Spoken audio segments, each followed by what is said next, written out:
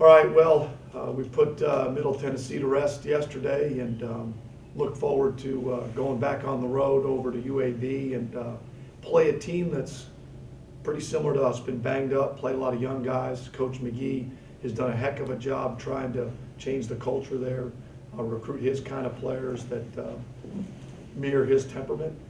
They've done a really good job offensively. They do a number of things well.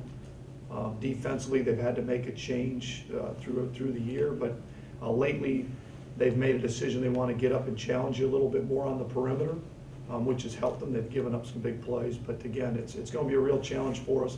They've got a good coaching staff. They're in the same boat we are, scrambling to get wins, and so I anticipate us playing well this week.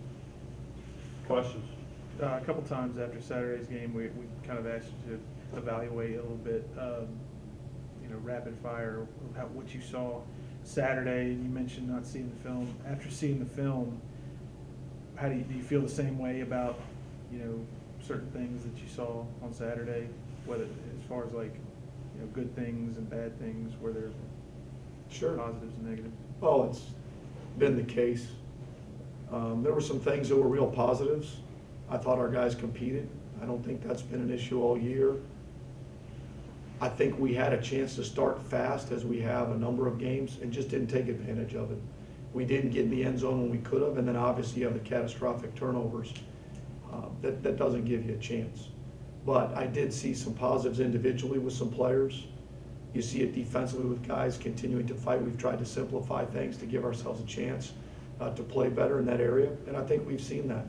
I think our guys continue to want to improve and keep continuing to work to build on something. One thing that stuck out to me was, all 3 touchdowns were from inside the 15, I believe it was, and that's something that you guys have kind of struggled with this year as far as consistently scoring once you get inside the red zone. Could you talk a little bit about that? Well, part of that's been our inability to run the football. That always makes it difficult once you get inside the 15-yard line. Luckily, we had some guys make some plays. We had a big 3rd down catch by Dominique. We had a check down to a running back in the flat that was able to run and get there, and then a 4th down play. So we just made plays when we got to a difficult down and distance when we were behind the chains. There have been other games we haven't been able to do that. And so we were able to make some of those plays. And, again, I think as our guys improve and we ran the ball a little bit better this past week, it's going to give yourself a chance to score when you get down there. And that was obvious.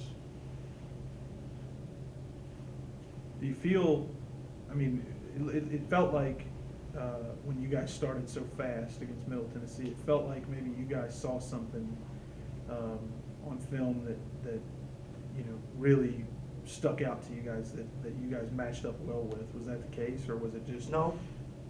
a Just, sign it's I wouldn't say there was something we thought that we matched up against. We hit a few plays that got us going. We had a nice couple of runs that were involved in that. But again, even that first drive, you're not always sure what you've watched on tape you're going to get. Most of the time you think you know what you're going to get, but you're not always sure. So we just executed better, had some guys make some plays, and that gave us a chance to move the ball and put ourselves in the score zone. A couple times Nick really threaded the needle pretty well. 1 or 2 times he didn't. But what does it say about him that he's still willing to really fire it in there, even in tight spots?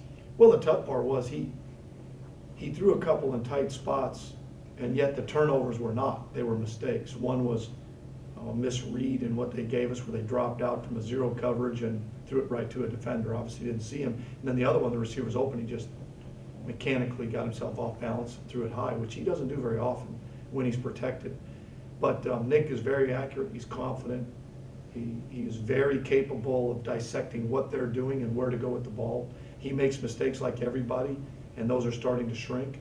But he has a natural confidence, and we tell him, let it rip. We're not in any position to think that we can run the football consistently to win the game. We'll need him to play well, and our other players to play well for us. Give us a chance to score enough points to win.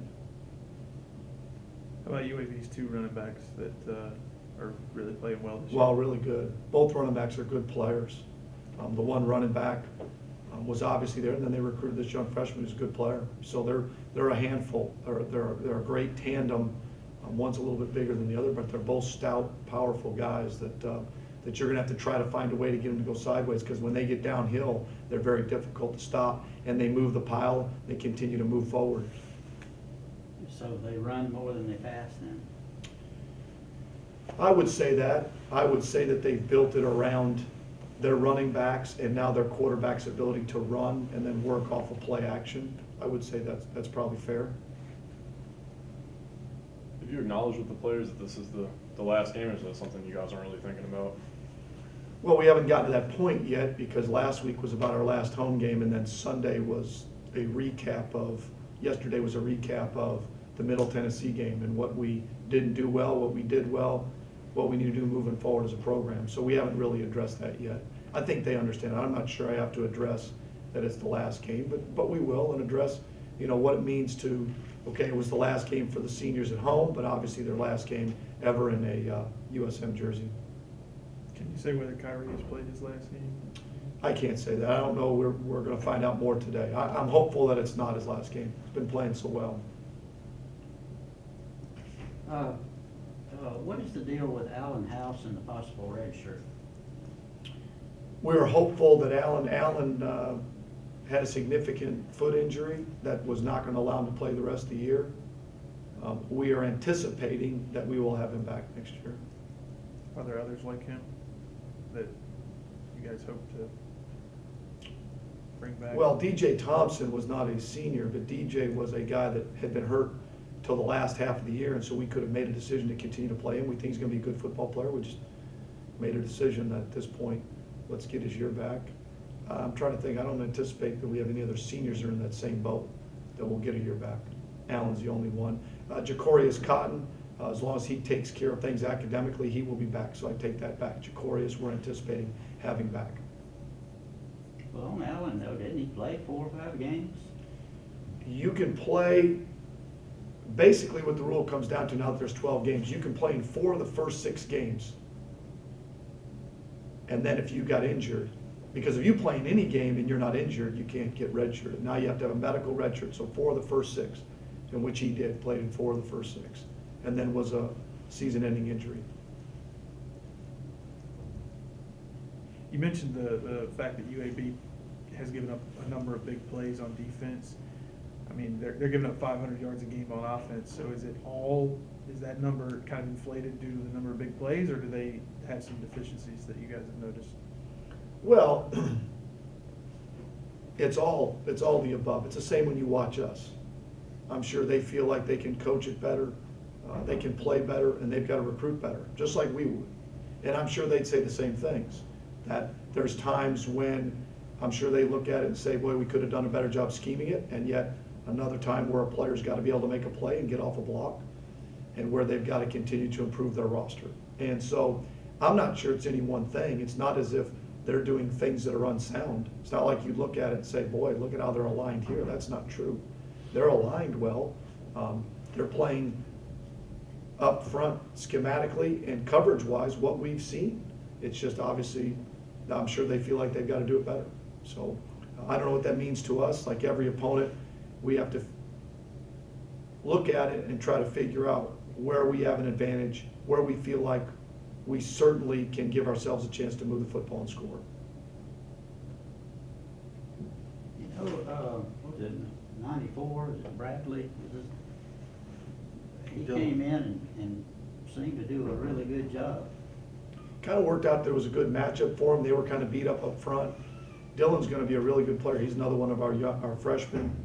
And he got banged up a little bit in the year, a couple different times. And when he's fresh and rolling, he's capable of making some really explosive plays, and he loves to play the game. So we're going to continue to build around guys like him and guys that love to play the game. He was one of the higher profile guys of y'all's first class, right? Mhm. One of the guys that you guys. I don't even know who recruited him. I know this, that everybody that ever went against him or practiced against him or saw him at the Alabama-Mississippi All-Star game said, that's a guy you got to have on your team, and they were right.